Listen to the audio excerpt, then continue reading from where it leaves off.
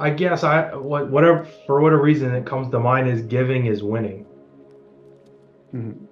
right? Because it's like, all right, I've accumulated this knowledge. How can I help somebody else? Or what can I do for somebody? I don't want recognition, right? I want to do it anonymously, but to me, it's how can I help others? How can I help someone that I see needs it? This podcast is brought to you by ISU Corp. Are you having trouble with your software projects? Is there a project that's taking too long or a technology you can't handle? We can help. We are ISU Corp, experts in custom software since 2005. With almost 20 years of experience, we can solve any technical problem from new businesses to satellite software. We've done it all. Let us turn your ideas into reality. Learn more about how we can help by visiting us at www.isucorp.ca. Your solution starts here.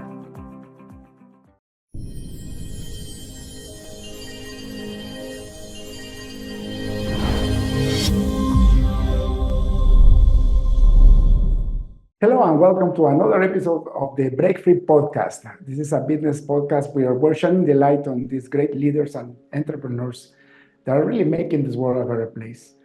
Running a business is one of the hardest things that a human can do in the free world. I'm talking about the free world. And I respect a lot of the people that are doing this, especially when they are trying to advance kindness, peace, and prosperity among their clients and their employees. And today we have with us this incredible couple, which are dynamic partners in business too. James and Kristen, welcome to the show. Thank you. Thank you for having us. Let's start with full names and where do you guys live? So I'll start with Kristen. Can you tell me your full name and where do you live? Kristen Siqueiros. I live in Glendale, Arizona. And James? And I'm James Siqueiros. I also live in Glendale, Arizona. So you guys are married too or just business partners? We are married. You guys are married. Awesome. And what business are you in? We integrate high quality, low voltage technology for commercial properties, and we provide timely and efficient service while building long lasting relationships. That's beautiful. So technologies for commercial buildings. Primarily commercial, that's correct. And this is for security or what type of technology? All low voltage technology. Security is a big part of it. We also do audio visual systems and some networking. That is amazing. And how long ago did you guys start the business? Oh, by the way, did you start the business or? My parents started the business in 2008 out of their home. James and I are high school sweethearts. We've been together for 22 years. And my dad brought James in under his wing right out of high school. And James just is a magnet to this industry. He loves it. He thrives in it. And that was in 2003 when he started with the industry. And in 2008, when they started another business out of their home, they brought James alongside of them right after. And then in the summer, I started just learning the admin side. My background's in human resources, business management, and James is really good with engineering and designing and helping the customers find what they need to help them with the full experience. And in 2015, my dad decided to gift me his shares of the company because he hit a roadblock where it was just, that mental roadblock, like he just couldn't do it anymore. And so James and I decided we would take it and grow it. My dad never wanted to grow it. He'd already been there and done that, and he just wanted enough to support his finances, and that was it. Mm-hmm. And since 2015, we've been growing it. It's incredible, guys, because I've been in business for almost 20 years now. It's gonna be 19 years in May. And I've been in all kinds of different business backgrounds. I belong to many business masterminds from middle end to very high end. And I had the privilege to go to an Entrepreneur of the Year award ceremony done by Ernst & Young in California. And it was a beautiful three-day conference. It was a privilege to be there. And they had two tracks. They had the business growth track, and then had another track that you could take about, and it was about multi-generational businesses. So I decided to take that track. This was about I think it was in 2018, 2019. No. And little did I know that being able to run a business with multiple generations is the hardest things that you can accomplish. And I tell you by myself, like, my wish is for my kids to run the company. I'm almost at the point like your dad is. Nah, not just kidding. I'm happy with my business. But out of my three kids, only one still works for me. He's the director of marketing, but he's still running his own business on the side. My other two kids went through the company, and for now they're okay what they're doing, outside the family business. And that's the norm. Like a lot of companies, they don't get sold, and they don't get inherited to the other generation. They actually just die. They just close their doors when the owner is tired and they want to retire. So how did you accomplish taking over your dad's business, or especially for you, James, being the son-in-law? It's nothing easy. It's a lot easier to go and get a job, and run a stable company, not a small business. What was in your mind, and why did you guys decide to do that? For me, I knew I wanted to see where my potential was at, and how I had now a platform that I could see, well, let's see how far I can go, how far I can take this. And like you said, it wasn't easy, because I came in to someone who's already been doing it for 20, 30 years and has been doing it one way. And then I come in, I have a different set of ideas and ways of doing things. So like my phone, I can log into 100 different sites, where someone else has to, well, I need my computer, or I need this, or so it's a different mindset for sure. And trying to figure out how to merge those, and not, because I'm stubborn, her dad's stubborn, and so it was challenging at times to try to get both points across without trying to compete against each other. Mm-hmm. Ultimately, we have the same goal. We just may have two different paths of getting there. That is beautiful. And the fact that you kept it and kept it running, that most businesses go bankrupt within 2 years, right? No, I didn't know that. Yeah, within 2 years. And companies that make it to 10 years are like unicorns. They're very special. Yeah. You think businesses are forever, but not really. When I started my company, my last boss, he told me, you're crazy. There is 1,000 companies in the city just like yours with much more experience. What makes you think that you can compete with them? You're going to be dead within 2 years, because he knew these statistics. And that gave me enough power and energy to prove him wrong, you see? Mm-hmm. And actually, out of those 1,000 competitors, maybe I have 10 left that are still in business. The rest went bankrupt. Yep. Yeah. Right? He's always been very ambitious, and he's very competitive. And that's what really drives him, because he wants to know the latest and the greatest, but he also has a servant's heart. He likes to help people. He likes to support people where he can, and he likes to use his area of expertise. And for me, it's always and will always be about people.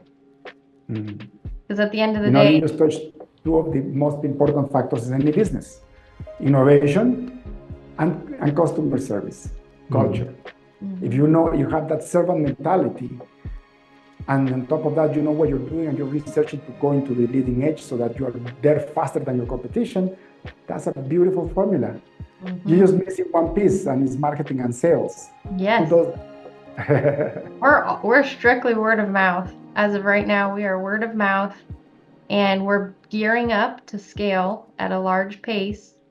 And all I have to do is push the button, but we're working on making sure our infrastructure is really solid before I push that button. He wants to hire in another salesperson. Right now, he does all of our sales, and we have an estimator that is helping, that he's been training as well. But as far as external and marketing and leads, we just started using a CRM last year. At the beginning of last year, we never had one before. And so we spent the last year or so building that CRM platform and being able to at least use it for our operations every day. And once we push go, watch out. That's beautiful, because if you're able to do this, it was very similar to my path. I was my own salesperson, my own marketing person, and I was the one doing the code, and then I started to grow little by little. But I didn't learn the marketing thing fast enough. And now that we implemented marketing, we started to grow exponentially. I don't run the business anymore. I'm just the advisor of the business. I even replaced myself by hiring a president. And I tell you one thing, if you found a profitable business that can grow, and if it's the Lord's way for you guys to grow, if you do it for the right reasons, you have to do it. Because finding good businesses that have this servant mentality that are really helping people is not common. Most companies out there are like sharks trying to eat each other's lunch, and they mistake in competition. As you guys clearly know, competition is just cooperation to be together.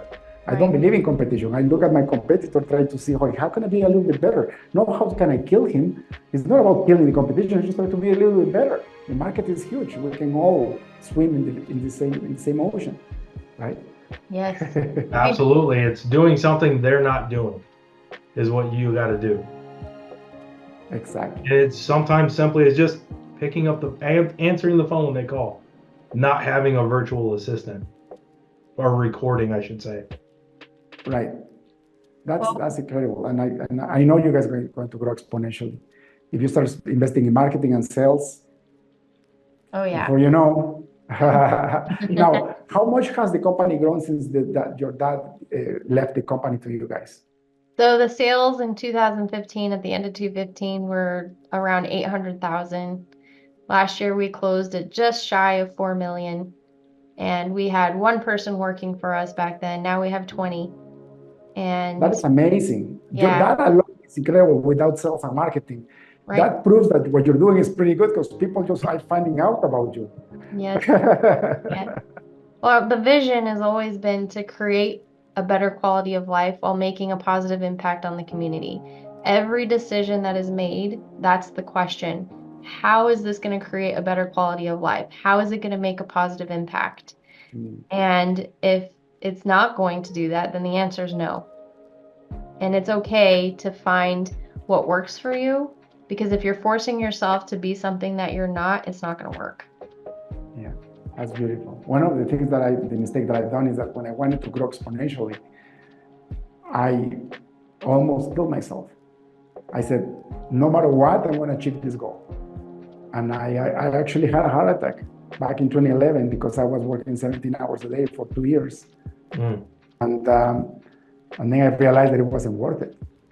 Yeah. And the funny part is that when I slowed down, when I went back, I even lost my faith. So I'm a born-again Christian. And I even lost my faith because I fell in love with money and the power of making money. When I started seeing a lot of money coming in, I'm like, oh, I want more, just for the sake of making money, not to help other people, just to show off that I can do it. Basically, ego took over. And then the Lord put my face in the mode. Like he just, the Bible says that the Lord put it, the Lord disciplines those who he loves, right? And so I was disciplined. I almost died. And I started to recover slowly. And then I had to go and get a leadership training course because I wasn't a good leader. And then I focused on culture. And then what culture? Well, culture, exactly what you're saying. Everybody has to be better. Everybody has to be happier. It started with my team, and then my team will reflect the customers we get. And now I have the gift of time because of that. But it's still a long learning process because now I have to instill this culture to the people that are running the business. Mm-hmm. Right? So it never ends, but now it has a beautiful purpose because I believe that the more I grow in my business, the more people I have the privilege to hire, the more lives I'm changing. The more clients that I service, the more happy they are and the more prosperous they become. So it becomes a beautiful, self-fulfilling prophecy, right? Mm-hmm. Absolutely. What has been the worst mistake that you guys done or the worst emergency that you've done through your business, and how did you get out of it? Well, there's always problems, but problems are a sign of life, and it's how we respond to those. I would say for me personally, it was a couple of years ago, we lost our biggest client because they restructured at the top. And when they brought in the new people, they brought in their own vendors. And so that was hard because we put a lot of blood, sweat, and tears into building such a fruitful relationship with that. But when you have corporations, that's just sometimes the nature of the beast. And I thought that was a quarter of our sales came from this particular client. And I'm not going to lie, I was very scared. I didn't know how we were going to be able to recover. But when that went away, it allowed us to refocus on customers that were producing even more for us. And, God is good. That's beautiful. And that's another good lesson, right? You don't depend on any client, you depend on the Lord, right? Exactly. I had to learn that lesson very hard too, right? And there is nothing more scary than having quarter of your business or half of your business or 75% of your business coming from a single client. That's very scary. At some point in my life, back in 2009, 90% of my business came from one client, and it was in the millions of dollars. When that client ended, it was horrible. And I almost went bankrupt, but I realized, okay, if I could survive from this loss, I know that it is not the business, it's not my clients. I have to go back to Jesus because he's the one that provides, because I'm trying to surrender in my life to him, right? And but it was a hard lesson to learn, very hard, right? How about for you, James? Yeah, one of the toughest lessons for me was when I worked for someone, I didn't have the best attitude. And then coming here and being in a different position, I needed to change my attitude and my mindset. And so one of the instances was I was hard on the field team so much that all three of them just kind of left all in the same day. And and so it was like, all right, now I'm back out in the field even more so. And so it was just a lesson that I gotta be treat others, better than I want to be treated. And then be open-minded and it doesn't have to go 100% my way. And utilizing that I need their help, in getting these jobs done. And it doesn't matter if they're here in town or across the US that we use. I needed to change my mindset so that we can all work together to get it done. And maybe I have a different way of, just asking them, hey, I have an idea. If you're interested, I can let you know, versus just telling them, this is what you need to do. So the approach is different now for me. And he still It's all about attitude and mindset, right? It is, yeah. And it's hard because the mind wants to go back into what's comfortable, what's easy, what the old pattern is. And you just got to keep on track of what the new pattern is and the new standards you got for yourself.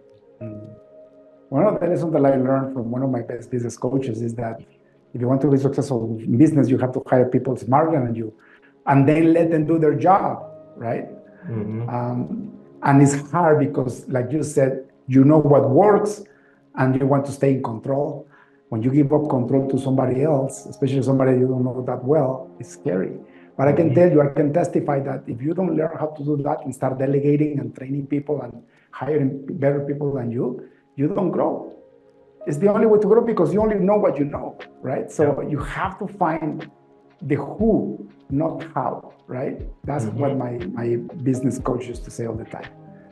Find the person. And that actually set me free so that now I can actually do this podcast and dedicate my time to gifting knowledge back to the world. Absolutely. It took me 3 years to make my last business. The other businesses were fine because I co-founded them with other owners, so they run their part and we just add whatever it is that we needed to add. But on my main business was hard, but now it's automated. Yeah. And it's beautiful because I have true freedom. We're working through that right now. We are on the verge of getting ready to hire a director of growth to help with the growth that we're getting ready to experience. And I'm looking forward to that because I need that break because I've been working at this for a really long time and I'm tired. The one thing I must tell you guys is that you never say the company is automated and that's it. I still run a weekly meeting with my directors, with the president. I still watch over the finance. Like the vital parts of the business, I still run. When somebody tells you passive income is key, it's true, but passive income doesn't exist. There is no such thing as passive income. You still need to have some level of control and supervision over whatever business you're automating. Because I've seen a lot of people say, no, I hired my president, I hired this and that, and now I can go and do whatever I want. And then a year later, they don't have a business. The business is gone. Yeah. So you still need to have that control. You still need to actually oversee, clarify, and verify that they are doing what they're supposed to do and give advice. Because there is nobody else that will actually set the vision for your company except for you guys, unless you find a visionary. But finding a visionary is hard because the visionaries are the ones that create businesses, right? Yeah. Oh, yes. So what you want to automate is the operations of the business, all the way up to sales. But the vision, that's something that the guys got to do. Oh, yes. Right? Are you guys familiar with EOS? Which one? Enterprise Operating System. Have you heard about that?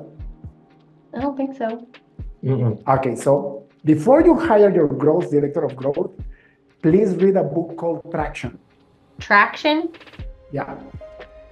I was in the same business coaching group that this person created. It's an operating system for businesses to automate them. And to be honest with you, it completely revolutionized the way I run all my companies. Enterprise operating system, but read the book called Traction first. That's the basis of his system. You can hire a consultant to implement it, or you can implement it yourselves. In my case, my CFO implemented the entire thing, and we've been running that since 2020.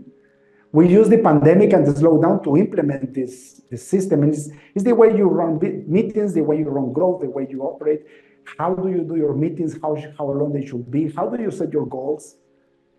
So basically, once you implement this, you're gonna be running like a Fortune 500 company without being one. And if you don't have that foundation for growth, you're going to grow and then you're going to explode. A lot of companies get killed by growth. Did you know that? Yep. Which is why I've been I'm all about systems and processes and foundation. And he's like, no, let's just do it, figure it out I'm later. on the gas pedal, so we'll figure it out later. And that's why you guys work, right? Because if you have too much of James, you die, and you have too much of you die. Yes, exactly. Right. He slides things in there still. Yeah. No, that's good. That's good. You gotta have some risk still, right? Yes. Yeah. Yes. But EOS will change your life structure, and believe me, for a small business like yours, it could get you to 10 million very fast. Thank you. If you really respect and implement. Now, the system is not to implement by the book. You implement what works for you, right? Okay. Yeah. For example, I used to have 15 values in my company that nobody remembered, not even me. After I went through the process of implementing EOS, I went down to 3 values. And now everybody remembers those 3 values. Right. Right? Something that's really been helpful for us in the last couple of years is we've been a part of the Tony Robbins world, and we've been attending the business masteries that he does. And in the last year and a half, we've been able to grow the business by 180% just by using things that work for us, implementing the things that work for us, like what you're saying. So it's been great. Yeah, I did some of that too. And the one thing that I should question you about is that you will get the growth, but if you don't have the structure, you're going to implode.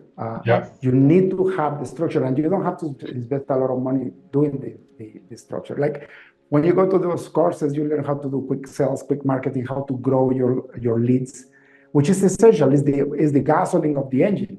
But if the engine is not ready to go at 200 miles per hour and you push it, you're going to break the engine. EOS is the upgrade of the engine. Okay. So after I graduated from all those courses, I went to my next business coach, and he trains billionaires. And that's where I learned all these things that I'm telling you, and they work. And not only that, they actually set you free. That's why I call this the Break Free podcast. Because what you want to work is on the business, not in the business. And you probably know that if you've been to those business courses, right? Yes. But you don't, with a 5-day course, you don't learn everything. Believe me, I've tried, and it doesn't work. You learn a lot. It was awesome, but it took me 4 years to learn what I needed to learn to really, really work on my business, not in the business. Right. Which is absolutely your goals. Like, James, if you're in love with what you're doing, you can still do it, knowing that there is 2-3 people that can do it better than you. So then you just do it for fun because you love to do it. It's not about, like, if you say, I grew my business and everybody's running it, I'm happy, and then you don't have any other purpose in life, then you start dying, right? And if you guys are, people of faith like me, for me it was beautiful because all I wanted to do is give back to the world, start shining the light of Jesus in my life by doing this type of stuff. And that's why I was looking forward to have this podcast with you guys, because I knew you were Christian. Because sometimes I have to really, just a little bit of salt, But for the listeners, it just makes sense. I read over 100 business books, and try to get better, try to make, like, that's what I wanted, to have freedom of time. And I couldn't do it. Then went back, I read the Bible last year, and I finally got myself free. So read the Bible. Just read the book of Proverbs, and you'll have an amazing business, right? Yes. Because the thing is that, right, you lose your purpose. A lot of people die because they don't have purpose. So what's in it for you in the next season in life? Where do you want to be? If everything aligned, where would you like to be 5 years from now? If everything aligned, well, I'm curious what James would say first. If everything aligned, we would be in a position to to really be able to look, and one, we would be able to be working on the business, not in the business. We would have the ability to look at the opportunities of acquiring other businesses that would help ours, because then we can help and add more value to them on something they maybe don't even know what to look for, or how to ask, or what questions to ask. And then just meeting different people, being able to connect with many different people, a lot more networking, going to events. That's kind of what I see. So if I had it all my way, I would only be owning the business. I would no longer be operating it. I would be freer. I would be freer to be me so that I can shine my light for others. And I really want to go out and do some missions. I've never done that before, and that's something that I'd love to do. My girls are getting older. So in 5 years, one will be graduated from high school already, and the other one will be close to it. So investing a lot more time into my children, because we've been doing this business since they were really young. And so I almost feel like I've missed out, even though I know that I've been there for a lot of things, not all of the things. And so I really want to focus more on my faith and my children, and helping build that next legacy and helping them fulfill the dreams that they have, for sure. And like he said, there's other business ventures that I'm interested in, but are more aligned with my personal mission and sharing. I realize that women heal with women and men heal with men.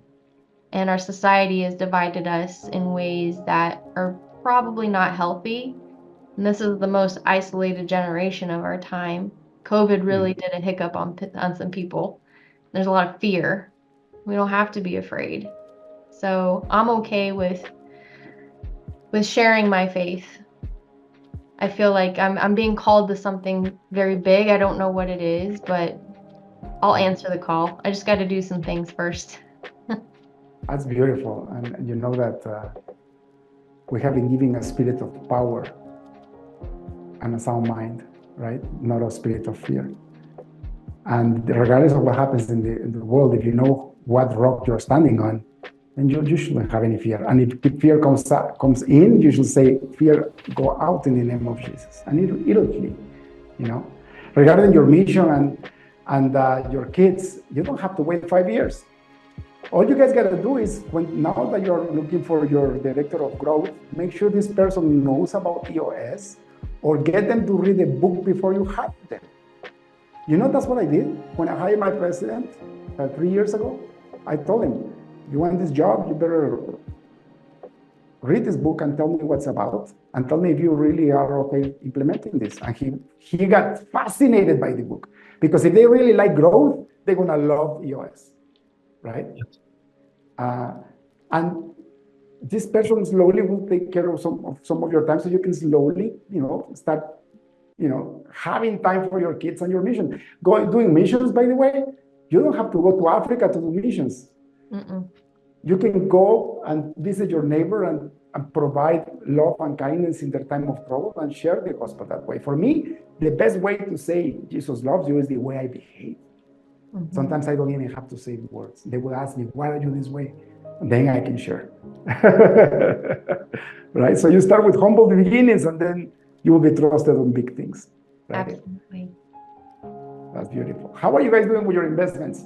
Are you allocating some of your profits to other safe investments, or you are reinvesting all the money back into the business still? So it's the beginning stages of the investment part of it. So a lot of it is taking a certain percentage off the top and automating it into a separate account, building what you call, what's it called? The money Critical mass, so that you can start your investments. We've been working with an advisor on that, which is great. So not only for business, but personal. We found that the sweet spot, the holy grail, was 10 to 12 uncorrelated assets to invest in. So it's something that we're building on as well. But for the most part, it's been a learning experience, and just prepare. Again, everything's being prepared. That's beautiful. Yeah, so you probably don't need much more advice on that. All I would say is look into the crypto world. I think it's probably too late to buy Bitcoin, but there is other coins like XRP that you can look into it. That will be, I'm going to talk in your terms, that will be the high growth pocket. You know what I mean, right? But those type of investments could set you free. Okay. I don't have 12 different uncorrelated assets, but I do have 3 or 4 because I wanted to build mass, right? But they are completely not related to each other, this is one of the greatest advice, and I think it's Ray Dalio who talks about that. I read I think I listened to one of his books, and it makes sense, the all weather forecast portfolio. Having said that, though, I mean, like, you really do need to consider your high risk pocket, making sure that whatever you put in there, you can actually lose. But I know about this law. If you know about the Pareto law, the 80-20 rule. No. Okay, another book that you need to read. Go and read The 4-Hour Work Week by Tim Ferriss. The 4-Hour Work Week by Tim Ferriss is the most efficient book to learn this rule. Basically, Pareto was a farmer in Italy a couple of centuries ago. I don't know, 4 or 5 centuries ago. And he noticed that his crops, 20% of the land would produce 80% of his crops. And then he started noticing that the pattern was the same everywhere. For example, 20% of the highways carry 80% of the traffic. 20% of the airports have 80% of all those planes. Easy to find out. Go to your closet.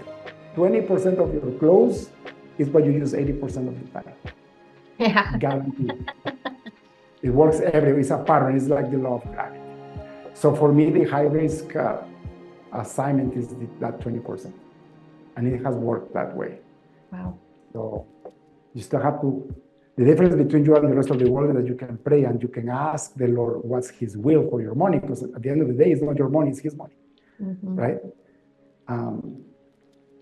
But start applying your 80-20 rule in your business, in your life, because you're going to save a lot of time. I wouldn't be able to set free, I run 7 different companies, and I wouldn't be able to set my life in freedom so I could serve the Lord 100% if I didn't know the 80-20 rule. And the best way to learn it is with him first. Now, stop there, because then if you follow, I follow him for a long time, and then he starts into Stoicism and other ancient philosophies that might not be compatible with our faith. But you take the best and reject what you don't believe in, right? And so that's it. And if you're not doing this, read your Bible, because this is the best business book in the world. Honestly, read it. I've written it down. I'm just telling you what worked for me. Yeah. And believe I almost died trying to be successful. I told you, I had a heart attack. Yeah. So it wasn't easy. I almost lost my wife 3 times too, and my kids, because I saw them grow horizontal. I know what you're talking about. I wasn't there for the baseball practices. I wasn't there for the dance lessons. I wasn't there for all the shows in school, and I regret it because I grew up and then they didn't have a relationship with me. So what matters? How much money I have if my kids are strangers to me? But the Lord rescued me for that. I mean, like, I asked them for forgiveness, and now when they're grown, we're building relationships now, and we love each other. What the enemy wanted to take away, the Lord gave me 7 times what he stole from me. But honestly, it was really my own fault, because I did the mistakes myself, right? Falling in love with money, right? And now that I'm this age and following the Lord, I realize that I don't have to choose. If I use really all the wealth for his glory, the Lord keeps sending me more, because he can trust me, because I've been tested and I was found trusted. So the more I get, the more I give, the more I get, the more I give, and it's a self-fulfilling prophecy too, right? So if you have that mindset, guys, people ask me, why are you completely surrendered to the Lord? And I'm like, well, it's the only way to live a life of peace and freedom. Because if something goes wrong in my life, I know he's allowing it for me to learn something. So why would I worry? And it's not easy, it's hard. My wife developed cancer last year, throat cancer, and she was healed as a miracle. In a month, she had nothing. She was supposed to have 22, therapies. She had 1, and after the 1 therapy, the doctor said, I don't know why or how this happened, but you're cancer-free. Wow. But when we got the news, we said, Lord, thank you. We give it to you. This is your will. May you be glorified with this. And now we have this testimony. So even in that, where you have absolutely no control of what will happen. So why would I do it otherwise? Like you, James, you want to get your way and you want to show the tech and the way that they should have it. And you have to bite your tongue and say, maybe I can give you this advice. That's different. That's surrendering, right? That's letting go of your will. That's what's required to have freedom and happiness, and true freedom, not fake freedom. Because I know a lot of people that have 100 times more money than me. They think they're free, but they're not. Just they're looking for ways to grow their income so they can show off that somebody else has more and they want to have what they have. So they're never happy. And it happens with giving. Oh, he gave $1 million to this charity. I'm going to give $10 million to some charity, and I show the world that I did it. That's not happiness, right? That's not freedom.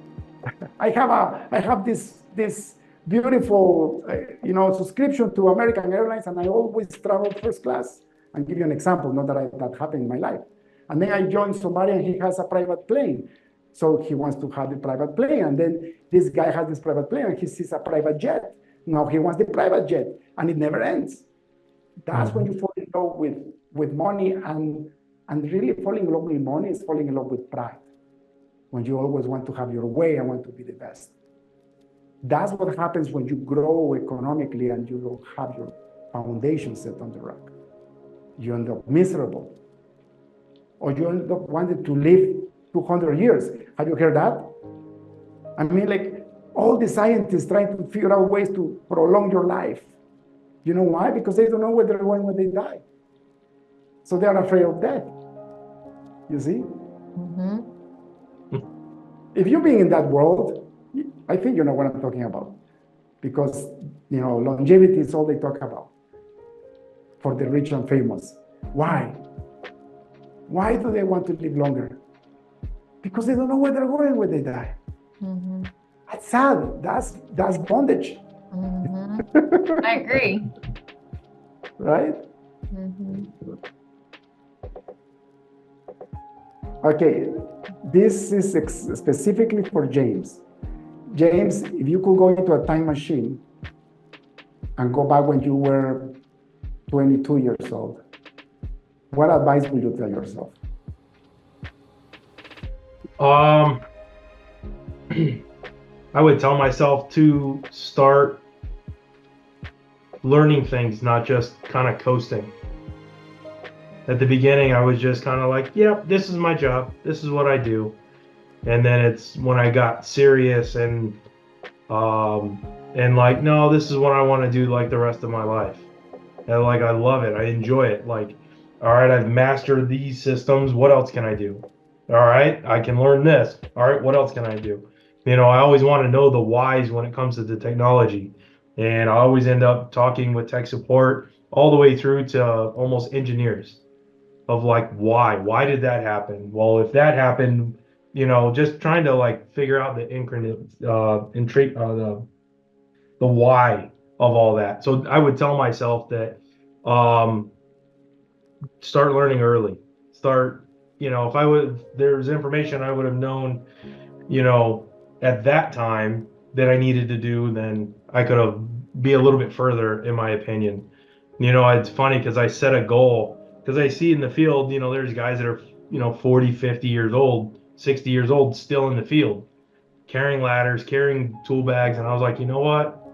By the time I'm 40, I don't want to do any of that.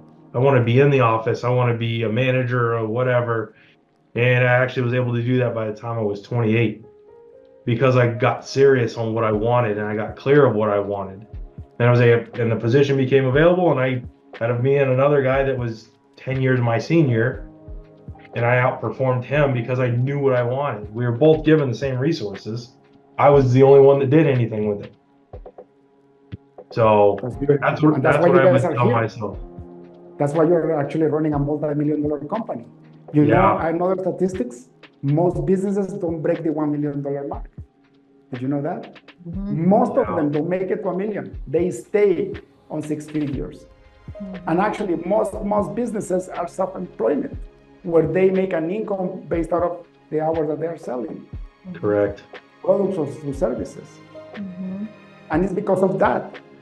Because if you really apply yourself and are willing to learn and take a step of faith, you can go very fast and very far. Mm-hmm. Right? How about you, Kristen? What would you tell yourself when you were 22 years old? Don't force yourself to be something that you're not. You're enough all by yourself. It's beautiful. You know that I suffer from that a lot. That's an identity problem. And the identity crisis comes from it's also a form of ego. When you try to pretend to be somebody that you're not, it's because you want to feel included by the rest of the people. And you want to feel included because you don't want to be hurt. Mm-hmm. And that's your ego defending you. Mm-hmm. Once you know who you really are and whose you are, people will accept you even more. It's crazy, but it works the opposite way when you're honest. Right? Yes. Yes. And it's easy to say what you're saying, but it's not easy to learn. Sometimes No. you have to fall down and chip your teeth and and bleed a little bit, In Yep. fact, I think it's easier to say than it is to learn. Right? When I started going on those business trips and those business masterminds and started, learning that there were other people with a lot of money, a lot more money than me, I got that problem. I started behaving like I was one of them so I would get accepted. And that almost got me divorced. That could wreck your life completely. And also, if you don't stop it, and you pretend enough that you become it, once you wake up, your life is gone, and you feel miserable because you were never yourself. I know. Isn't that amazing? Yeah. This podcast is becoming very good. I hope the audience listens to it 3 or 4 times. So many golden nuggets. Yes. Guys, it's been 45 minutes already. I want to respect your time. You have a company to grow. I'm going to ask you one last question. You cannot give me the same answer because there's 2 people here. Okay. So I'm going to start with you, Kristen. Okay. If you had access to a billboard in front of the busiest highway on earth, what would you write on it? Love wins. That's beautiful. And that's true. True love, though, right? Yeah. I thought love was letting my kids do whatever they wanted, or becoming friends with my kids when I should be their parent. And I almost ruined one of them, right? That wasn't love. No. We started the podcast with this, right? The Lord disciplines the one he loves. So discipline is part of love. Also kindness and empathy. So what a beautiful, beautiful billboard. That's good. How about you, James? It's going to be hard to match that. Yes, it is.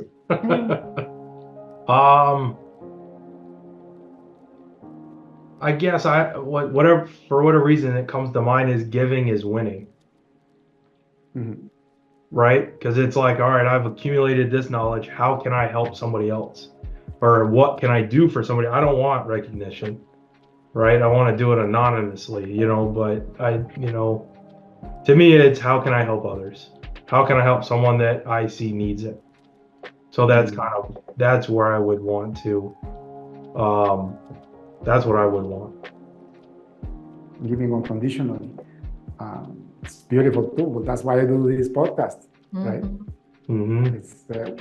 There's nothing more that I can give is my time, because the time nobody will get it back to me. That's why I respect you guys too. That's why I respect the time, because I don't want to take a minute more than I should. And that answer is beautiful too.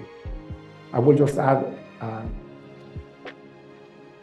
when you give unconditionally, you're demonstrating, you're shining the light of Jesus, because he's the one that gave it all unconditionally. He paid for everybody's sins.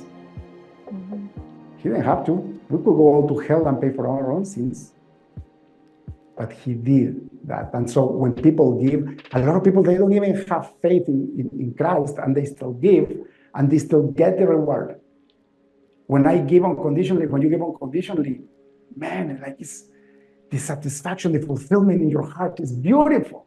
We're built to do that, right? Amazing, guys.